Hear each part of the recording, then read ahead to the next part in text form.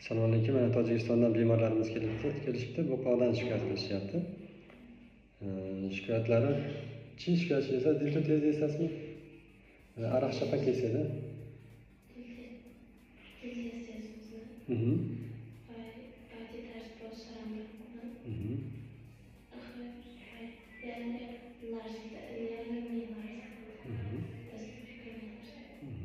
Asosiy shikoyatlari mana yurak tez urib ketishi, asabiylashish, terilab ozib ketish bo'lyapti.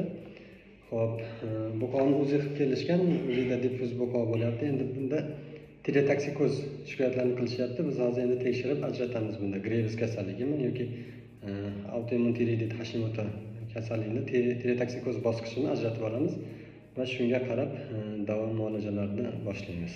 Ushbu bemorimizni analiz qilib ko'rsak, ham Graves kasalligi, ham Hashimoto tiroiditi tireotoksikoz bosqichi aniqlandi. Bunda davolash sal murakkabroq bo'ladi. Xudo xolasa davolashni boshladik. 1 oydan keyin bolani bemorda qayta ko'ramiz. Agar sizdan shunaqa yurak urib ketishi, ozib ketish, nafas tiqilishi, asabiylashish, terlash yuzaga kelayotgan bo'lsa, qaltirab ketayotgan bo'lsangiz, bemalol murojaat qiling. Xudo xolasa kasallikni aniqlab davolaymiz.